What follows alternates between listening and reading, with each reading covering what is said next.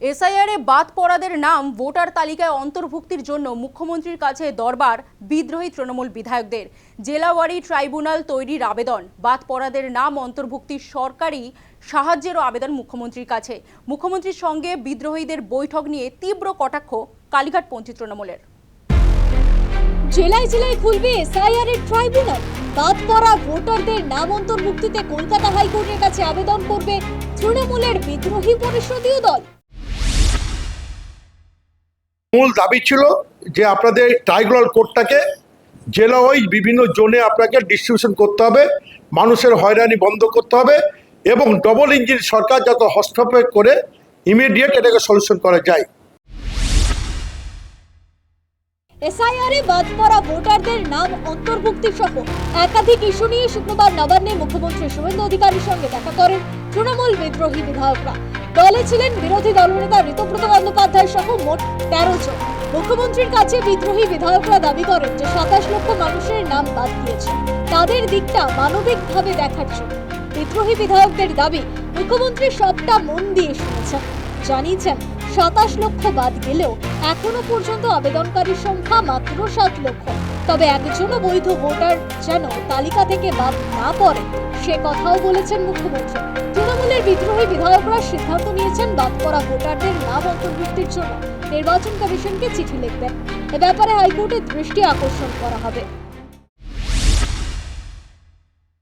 যে আমরা ঠিক করেছি, আমরা ফিরে আসবার পর আমরা যারা অ্যাভেলেবেল ছিলাম সবাই মিলে বসে এটা আমরা ঠিক করেছি যে আমরা হাইকোর্টে যাতে ন্যূনতম আরো 6 মাস সময় দেওয়া হয়। কারণ দেখুন, জোকায় যে সেন্টার রয়েছে সেই সেন্টারে মানে কোচবিহারের প্রত্যন্ত অঞ্চল থেকে মানুষ আসবেন, সেটা কঠিন, খুবই কঠিন।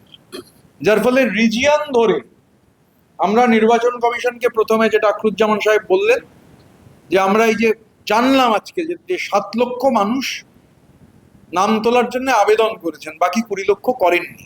এটাকে কিভাবে ফেলিসিটেট করা যায় আমরা নির্বাচন কমিশনের পক্ষ থেকে নাম পেয়ে এবং আমাদের পরিষদীয় দল, আমাদের বিধায়করা, আমাদের পার্টি, আমরা সর্বতভাবে এই কাজটা করব।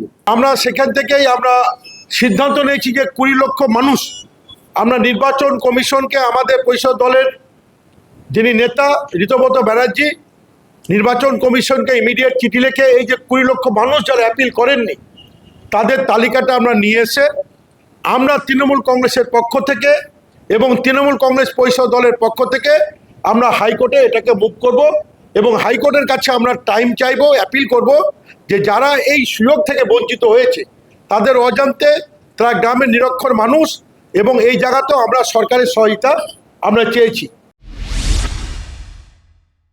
বিদ্রোহী গোষ্ঠীকে নিশানা করেছে কালীঘাটপন্থী তৃণমূল। বিজেপি নেতাদের আশেপাশে ঘুরঘুর করছে কটাক্ষ কালীঘাটপন্থী তৃণমূল বিধায়ক কুণাল ঘোষের। যাদেরকে বিজেপি রাজ্য বিধানসভায় তথাকথিত বিরোধী স্বীকৃতি দিয়েছে, বিজেপির বিটিং, বিজেপির দালাল, তারা আজকে যখন মমতা বন্দ্যোপাধ্যায়ের নির্দেশে দোলা সেন, কুণাল ঘোষ বাঁকুড়া জেলায় মৃতার বাড়িতে আশাকর্মীদের পাশে, এবার দুদিন পরে হয়তো ফলো করবে, তারা আজকে শুভেন্দু অধিকারীর সঙ্গে দেখা করতে যাচ্ছেন নিজেদের ব্যক্তিগত সেটিং ইস্যুতে। এইটা হচ্ছে দুটো তফাৎ। তারা আজকে বলছে এসআইআর, আরে এসআইআর ওগুলো নিয়ে আমরা সরব, তার জন্য বিধানসভাও আছে। কি কথা হবে? সব নিজেদের ব্যক্তিগত অঙ্কের কি করে তারা থাকবেন, একটা পরিষদীয় অঙ্কে অস্তিত্বের সংকটে পড়েছেন, তারা নিজেদের এ করতে যাচ্ছেন, কাहीं पे নিগাহে কাहीं पे নিশানা। এসআইআর এ বাদ পড়ারা কি ফের নিজেদের নাম তুলতে পারবেন ভোটার তালিকায়? কতদিনেই বা ওঠে নাম, সেটাই এখন দেখা। নিউজ 10।